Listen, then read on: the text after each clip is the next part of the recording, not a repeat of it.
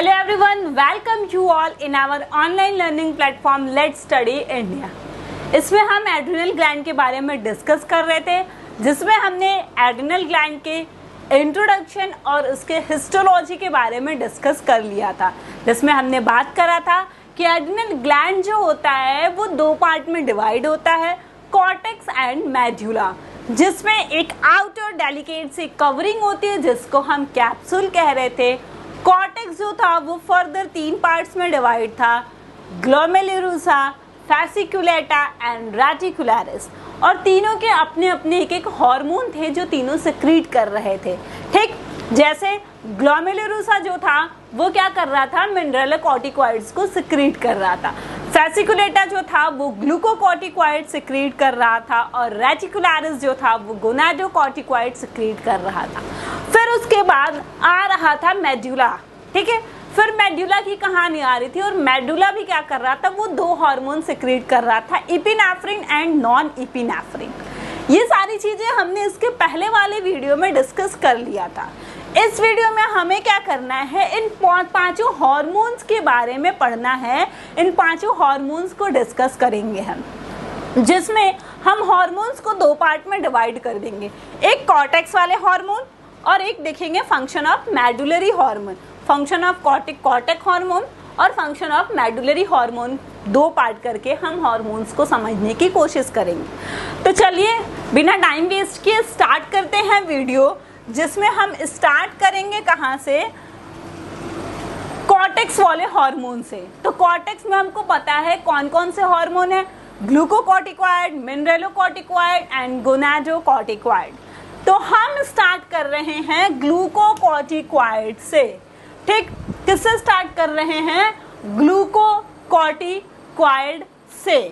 तो ग्लूकोकॉर्टिकॉइड जो होता है इसका हम इफेक्ट देखेंगे अलग अलग चीजों पे, जिसमें जो हमारा सबसे पहला पॉइंट है, सबसे पहले हम इसका इफेक्ट देखेंगे ऑन प्रोटीन मेटाबॉलिज्म, कि प्रोटीन के मेटाबॉलिज्म पे ग्लूकोकॉर्टिकॉइड का इफेक्ट क्या हो रहा है। मेटाबॉलिज्म पे अगर हम प्रोटीन के मेटाबॉलिज्म पे देख रहे हैं तो ग्लूकोकॉर्टिकॉइड क्या करता है, ये ब्रेक डाउन करता है प्रोटीन का।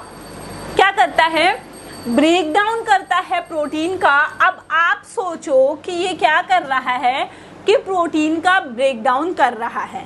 ठीक, तो प्रोटीन जो होता है वो किससे मिलकर के बना होता है, प्रोटीन हम कहते हैं कि अमाइनो एसिड से मिलकर के बने होते हैं। किससे मिलकर के बने होते हैं, अमाइनो एसिड से मिलकर के बने होते हैं। तो जब प्रोटीन टूटेगा तो इसमें से निकलेगा क्या, अमाइनो एसिड यही तो निकलेंगे। ढेर सारे अमाइनो एसिड टूट टूट करके बाहर आ जाएंगे या टूट टूट करके बिखर जाएंगे। अब ये अमाइनो एसिड टूट तो रहे हैं, टूट के आ कहाँ रहे हैं, तो हमारे ब्लड में आ रहे हैं। अब इससे क्या हो रहा है कि हमारे ब्लड में अमाइनो एसिड्स के लेवल जो हैं वो बहुत ज़्यादा बढ़ जाएंगे, क्योंकि सारे टूट टूट के ब्लड में आने लग रहे हैं। और ये तोड़ कौन रहा है, तोड़ने वाले हमारे ग्लूकोकॉर्टिकॉइड भाई साहब हैं। ग्लूकोकॉर्टिकॉइड क्या कर रहा है, प्रोटीन का ब्रेक डाउन कर रहा है। ब्रेक डाउन होगा तो वो अपने कॉम्प्लेक्स से सिंपलेक्स फॉर्म में टूटेगा, और प्रोटीन्स का सिंपलेक्स फॉर्म है अमाइनो एसिड्स। तो इस तरीके से क्या हो रहा है, ये कर क्या रहा है कि ये increase the blood level of amino acid, हमारे ब्लड में अमाइनो एसिड्स के लेवल को बढ़ा दे रहा है। क्या कर रहा है, हमारे ब्लड में अमाइनो एसिड्स के लेवल को बढ़ा दे रहा है। ठीक है, there is increase protein synthesis in liver, और लीवर में प्रोटीन के सिंथेसिस बढ़ जा रही है। क्यों, क्योंकि लिखा क्या है, the glucocorticoid accelerate the break down of protein into amino acid except in the liver. Liver के अलावा, लीवर को छोड़ करके बाकी जगहों पे ये प्रोटीन का ब्रेक डाउन करा रहा है, जिससे हमारे ब्लड में अमाइनो एसिड्स का लेवल जो है वो बढ़ जा रहा है। ये हमने कहा। तो हमने कहा एक्सेप्ट लीवर, लीवर में नहीं हो रहा है ऐसा। ठीक है, तो there is increase protein synthesis in liver. तो क्या हो जा रहा है, लीवर में प्रोटीन का सिंथेसिस बढ़ जा रहा है एज कंपेयर टू मसल्स या जो भी टिश्यूज वगैरह हैं, ठीक है। तो इन पेरिफेरल टिश्यू और वहीं पे पेरिफेरल टिश्यूज में देखा जाए तो प्रोटीन सिंथेसिस जो हो रही है वो बहुत ज़्यादा कम हो जा रही है। तो इतने में हमने कितने पॉइंट्स देखे कि ग्लूकोकॉर्टिकॉइड्स क्या कर रहा है, लीवर को छोड़ के बाकी जगहों पे प्रोटीन का ब्रेक डाउन करा रहा है, जिसकी वजह से क्या हो रहा है, हमारे ब्लड में क्या हो रहा है, अमाइनो एसिड्स का लेवल बढ़ जा रहा है। हमने कहा एक्सेप्ट लीवर, तो लीवर में क्या हो रहा है, सिंथेसिस बढ़ जा रहा है। वहीं अगर पेरिफेरल टिश्यूज वगैरह की बात करें हम, तो पेरिफेरल टिश्यूज वगैरह में भी क्या हो रहा है कि प्रोटीन का सिंथेसिस जो है वो बहुत ही स्लो है। तो यहाँ से आप एक सबसे बड़ा कंक्लूजन ये ले सकते हो कि ग्लूकोकॉर्टिकॉइड का एक बहुत बड़ा इफेक्ट ये है कि वो हमारे ब्लड में अमाइनो एसिड्स के लेवल को बढ़ा दे रहा है।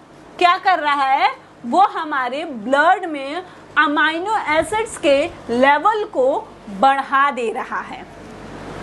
ये हमको इतनी बात समझ में आ गई।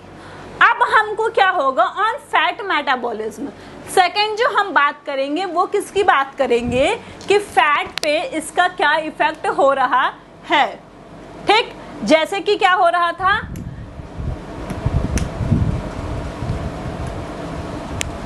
प्रोटीन पे हमको इसका इफेक्ट देखने को मिल रहा था, उसी तरीके से अब हम फैट पे भी इसका इफेक्ट देखेंगे। तो फैट पे क्या होता है कि ग्लूकोकॉर्टिकॉइड जो होता है ये फैट का मोबिलाइजेशन कराता है। क्या कराता है, फैट का मोबिलाइजेशन ऑफ फैट कराता है। कहाँ से कराता है, from adipose cells. Adipose cell से ये फैट का मेटाबॉलिज्म, फैट का मोबिलाइजेशन करा रहा है and also accelerate catabolism of fat from all type of cell. Metabolism, catabolism, ये वर्ड्स बार बार आ रहे हैं। तो मेटाबॉलिज्म, कैटाबॉलिज्म होता क्या है, किसको हम मेटाबॉलिज्म कहते हैं और किसको हम कैटाबॉलिज्म कहते हैं, ये सारी चीजें हैं क्या, तो मैं आपको बता देती हूँ कि देखिए हो क्या रहा है कि हमारे पास कुछ टर्म्स होते हैं।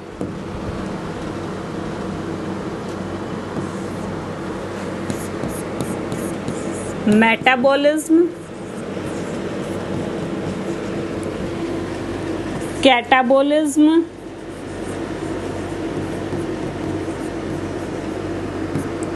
और एक और आता है एनाबॉलिज्म।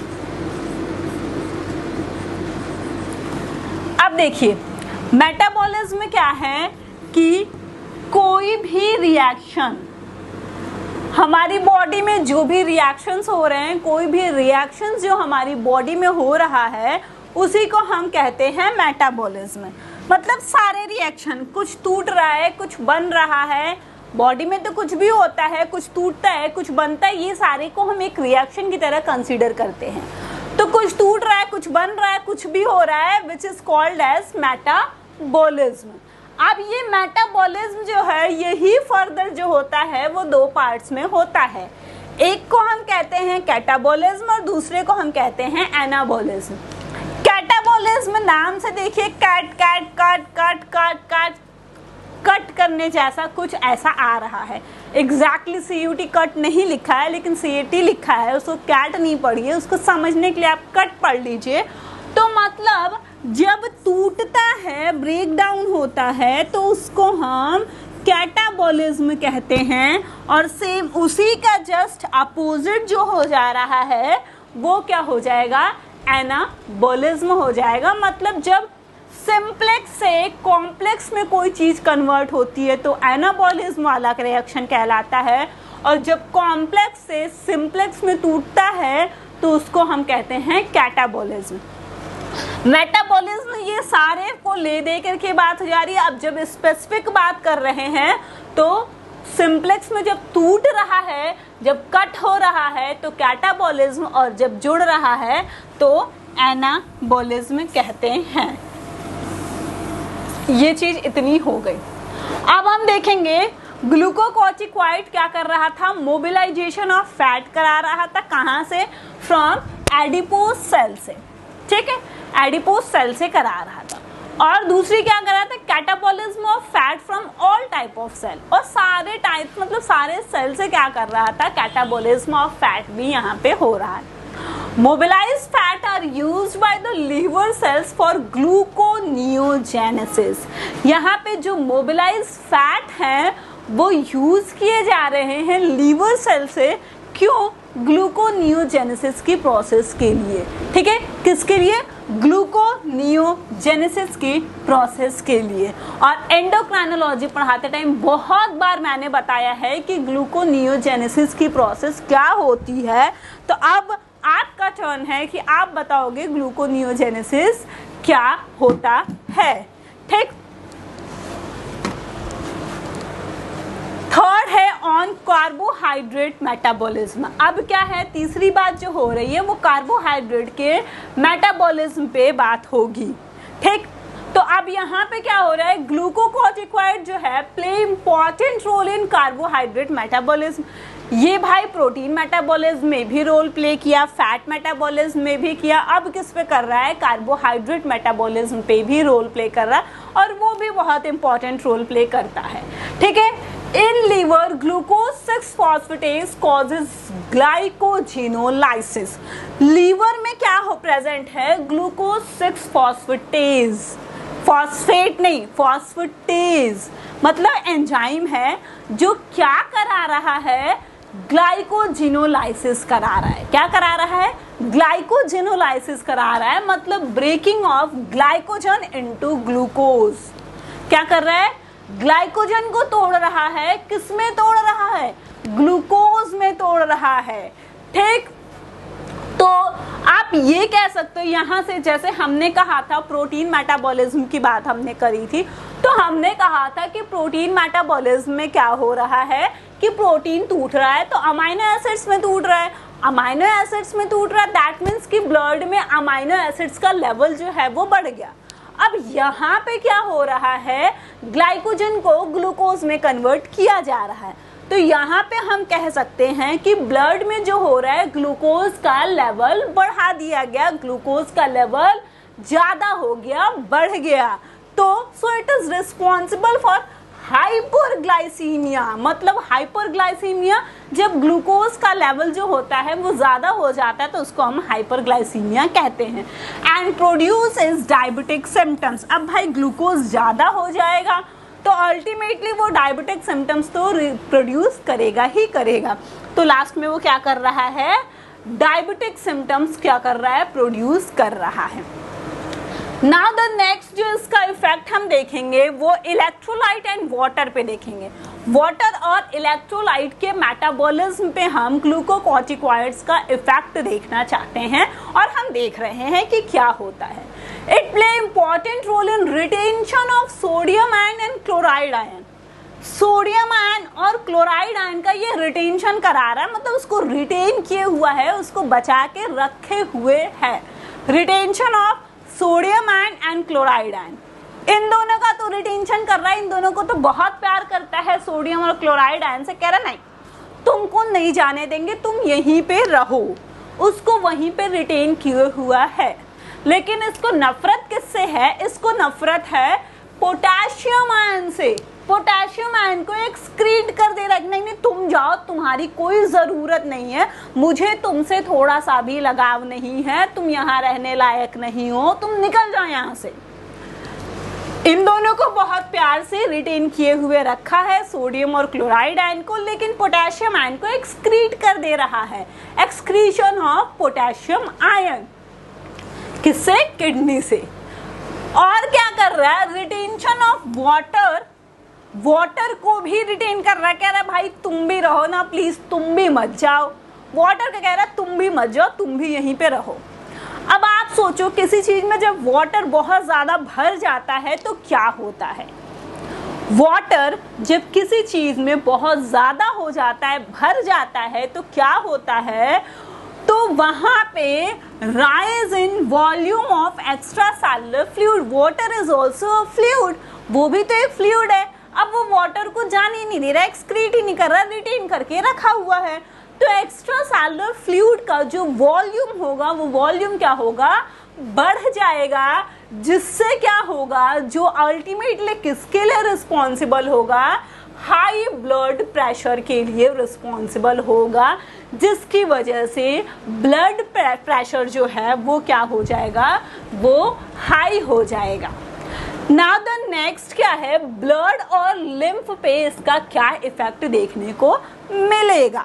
ब्लड और लिम्फ पे इसका क्या इफेक्ट देखने को मिल रहा है, तो high blood concentration of glucocorticoid जो क्या करता है, decrease number of eosinophils, eosinophils के नंबर्स को ये डिक्रीज कर देता है, कम कर देता है, और तो और जो लिम्फेटिक टिश्यूज हैं उनके साइज को भी डिक्रीज करता है, जिसकी वजह से क्या हो रहा है, लिम्फोसाइट्स के नंबर भी डिक्रीज हो जा रहे हैं। आप देखो एक साइकिल चल रही है, पहले क्या हो रहा है, इओसिनोफिल्स के नंबर डिक्रीज हो रहे हैं, फिर उससे क्या हो रहा है, लिम्फेटिक टिश्यू के साइज भी डिक्रीज हो रहे हैं। लिम्फेटिक टिश्यू के साइज भी डिक्रीज हो गए हैं, तो उससे क्या हो रहा है, लिम्फोसाइट्स के नंबर भी डिक्रीज हो रहे हैं। अब ये सारी चीजें डिक्रीज हो रही हैं, आपको पता होगा कि इओसिनोफिल्स किस लिए होता है और लिम्फोसाइट्स किस लिए होता है, ये सारे जो हैं हमारी एंटीबॉडीज की तरह काम करते हैं, हमको हेल्प करते हैं। अब ये सारी चीजें कम ही होती जा रही हैं, तो इसकी वजह से अल्टीमेटली क्या होगा, एंटीबॉडी फॉर्मेशन भी हमारा डिक्रीज हो जाएगा, एंटीबॉडीज का फॉर्मेशन होना भी कम हो जाएगा, वो भी क्या हो जाएगा, डिक्रीज हो जाएगा, एंटीबॉडी फॉर्मेशन भी जो होगा वो डिक्रीज हो जाएगा ना। अब हम किस पे इफेक्ट देखेंगे इसका, नर्वस सिस्टम पे। नर्वस सिस्टम पे अगर हम देखें तो अगर ग्लूकोकॉर्टिकॉइड का कंसंट्रेशन इंक्रीज हो रहा है, ग्लूकोकॉर्टिकॉइड का कंसंट्रेशन जो हो रहा है वो बढ़ रहा है, तो उससे क्या क्या हमको होगा, इरिटेबिलिटी, इरिटेशन टाइप की चीजें होने लगेंगी, हमको इरिटेबिलिटी होगा, रेस्टलेसनेस फील होगा, लगेगा कि कितने थके हुए हैं, कहीं कंसंट्रेशन नहीं कर पाएंगे, लैक ऑफ कंसंट्रेशन भी होगा, और तो और साथ में ये हमारे एलिमेंट्री कैनाल पे भी इफेक्ट करता है, ये हमारे एलिमेंट्री कैनाल पे भी करेगा, और ये क्या करेगा, HCl के सिक्रीशन में, पेप्सिनोजेन के सिक्रीशन में, ट्रिप्सिनोजेन के सिक्रीशन में करेगा। और सबसे बुरी बात क्या होती है, ये हमारे कार्टिलेजनस बोन फॉर्मेशन को, मतलब बोन फॉर्मेशन को भी ये इनहिबिट करता है। अब आप सोचो, जब ये बोन फॉर्मेशन को इनहिबिट कर रहा है तो उससे क्या होगा, उससे होगी ऑस्टियोपोरोसिस। ऑस्टियोपोरोसिस मतलब बोन्स में पोर्स बन जाते हैं, और बोन्स जो होते हैं वो बहुत कमज़ोर हो जाते हैं, जिससे फ्रैक्चर के चांसेस, उसके डिफॉर्म होने की चांसेस, उसके ब्रेक होने की चांसेस, उसके टूटने की चांसेस बहुत बढ़ जाती है। ठीक है, एक्सेस अमाउंट, जितना ग्लूकोकॉर्टिकॉइड्स का अमाउंट बढ़ता जाएगा, जितना ज़्यादा होगा, वो क्या करेगा कि ऑस्टियोपोरोसिस को लीड करेगा। आपको इस साइड में डायग्राम दिख रहा होगा, ये जो है रेगुलर या नॉर्मल बोन की बात हो रही है, और ये ऑस्टियोपोरोसिस की है। इसमें आप देखो पोर्स ज़्यादा हो जा रहे हैं, तो फ्रैक्चर के या टूटने के, इन सब के चांसेस जो होंगी वो बहुत ज़्यादा हो जाएगा। ठीक है, यहाँ पे ये बहुत ज़्यादा हो जा रहा है। फिर हम बात करते हैं अब नेक्स्ट जो है मिनरलोकॉर्टिकॉइड का।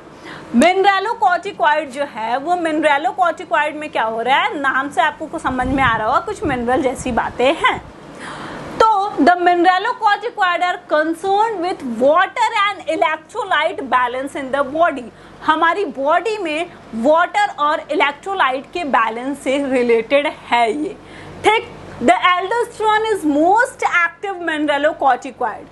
मिनरलोकॉर्टिकॉइड में भी सबसे एक्टिव हार्मोन कौन सा है, वो है एल्डोस्टेरोन, जिसका हमको कई फंक्शन देखने को मिलता है। जैसे ये क्या कराता है, इस facilitate reabsorption of sodium ion from renal tubules. Renal tubule से सोडियम आयन के को रीअब्जॉर्प्शन कराता है, जिससे क्या होता है, raise the NaCl content of blood, lymph and tissue fluid. जिससे क्या होता है, हमारे ब्लड में, लिम्फ में, टिश्यू फ्लूइड में NaCl का कंसंट्रेशन जो होता है वो बढ़ जाता है। क्यों? क्योंकि ये सोडियम आयन को रीअब्सॉर्ब कर रहा है रीनल फ्लूइड से। It reduces the reabsorption of potassium ion. भाई पोटेशियम आयन से किसी को प्यार नहीं है, सब उसको छोड़ दे रहे हैं। तो रीनल ट्यूब्यूल से ये क्या कर रहा है, पोटेशियम आयन के एब्जॉर्प्शन को कम कर दे रहा है, जिसकी वजह से क्या होगा कि यूरिन में पोटेशियम आयन ज़्यादा एक्सक्रीट आउट होगा। यूरिन में पोटेशियम आयन ज़्यादा एक्सक्रीट आउट होगा। एज अ रिजल्ट जो हमारी बॉडी में पोटेशियम आयन का कंसंट्रेशन होगा वो कम होता जाएगा। और क्या कर रहा है, it facilitate increase absorption of chloride and H2CO3 bicarbonate. Water content of ECF increases, जिसकी वजह से क्या होगा, एक चीज होगी जिसको हम कहते हैं ईडिमा। ईडिमा क्या हो रहा है, जिसको हम स्वेलिंग कहते हैं। ठीक है, सारा वॉल्यूम बढ़ जा रहा है तो ईडिमा देखने को मिलेगा, मतलब कि स्वेलिंग हो जा रही है, स्वेलिंग देखने को मिल रहा है। उसी तरीके से अब गोनाडोकॉर्टिकॉइड का हम भी इफेक्ट देख लेते हैं। तो गोनाडोकॉर्टिकॉइड की बात करें तो ये बहुत ही स्मॉल नंबर में, लेकिन फिर भी इतना तो प्रोड्यूस कर देता है कि इफेक्ट देखने को मिलता है। Very small but significant amount of androgen and insignificant amount of estrogens are secreted by adrenal gland. Adrenal gland से एंड्रोजन और एस्ट्रोजन सिक्रीट किया जा रहा है एड्रिनल कॉर्टेक्स से। ठीक है, तो रिसेंट स्टडी के अकॉर्डिंग पाया गया कि एंड्रोजन जो है वो कॉर्टिकल टिश्यूज से रिलीज हो रहा है फीमेल्स के, जो कि सेक्सुअल बिहेवियर के लिए रिस्पॉन्सिबल है। किसके लिए? सेक्सुअल बिहेवियर के लिए रिस्पॉन्सिबल है। अगर ज्यादा सिक्रेट हो जा रहा है तो आपको फीमेल्स में बियर्ड वगैरह दिखेगा ग्रो करता हुआ, और अगर मेल्स में हो जा रहा है तो वो स्पर्मेटोजेनेसिस को फैसिलिटेट करेगा। प्रोजेस्टेरॉन जो होगा वो एस्ट्रोजन के साथ रिस्पॉन्सिबल होता है साइक्लिक चेंजेस इन फीमेल्स में जो साइक्लिक चेंजेस होती हैं उनके लिए, या प्रेगनेंसी के दौरान यूट्रस के डेवलपमेंट के लिए। ओव्यूलेशन के बाद प्रोजेस्टेरॉन क्या करता है, वो मेंटेन करता है यूटेराइन ग्रोथ। ये पूरी बात हो गई कॉर्टेक्स हार्मोन की। नेक्स्ट वीडियो में हम बात करेंगे मेड्यूलरी हार्मोन की और उसके हाइपर और हाइपो सेक्रेशन के बारे में भी देखेंगे। तो चलिए मिलते हैं नेक्स्ट वीडियो में, तब तक के लिए थैंक यू।